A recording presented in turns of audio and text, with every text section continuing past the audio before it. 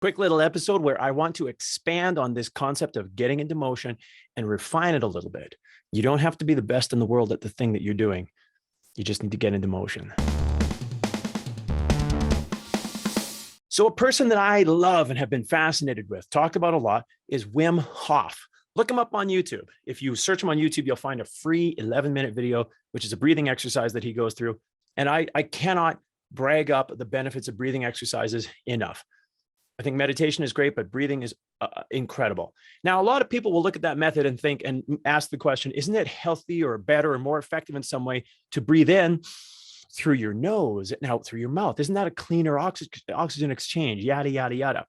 Wim Hof says something very interesting. Just breathe, he says, and in the way he does, just breathe. Oh, oh. And he's all about just get the air in. It may be true that there's some benefit to through the nose and out the mouth, and that's for you to explore on your own. But Wim Hof he's like, I mean, probably 90% of the people that he's talking to with his concept aren't breathing at all. At all. We all breathe so shallow, and that's a whole topic to get into. But on the subject of getting into motion, you don't have to necessarily be the best at it.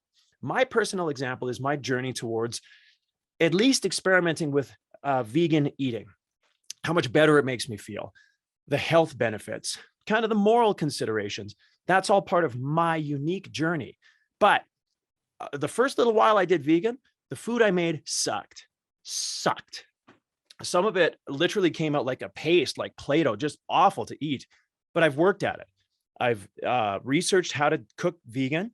And now I'm doing this thing where I sort of chop the veggies and I pan fry them. I might do an entire episode just kind of talking about what's working for me right now. And it's gotten tasty enough that I can prep my meals ahead of time to save me time. And then I can just grab those and eat them. And I'm trying to eat them within an intermittent fasting window. And that's worth researching as well. But that's really working for me.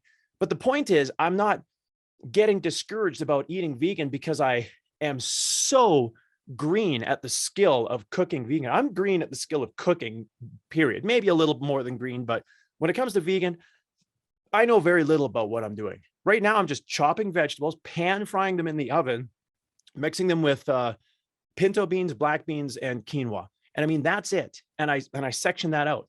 You can heat it up and it's good, or you can eat it cold and it's good. And if I'm being honest, there's times I go back to wanting to eat pizza and stuff like that. But if I've done vegan consistently for 3 or 4 days or a week or even a couple of weeks, holy man, I'll eat pizza or chips or something like that and instantly remember why I don't want to eat that stuff. It's only once you start feeling better that you have a point of reference for how not good you've been feeling.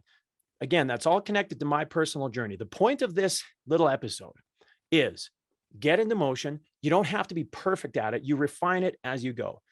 I really think it's one of the most powerful concepts out there. Skill is great, developing, learning, all of that. But man, at the top of the hierarchy of things that can really change your life really might be the power of just getting into motion. So what are your passions and where can you get into motion better?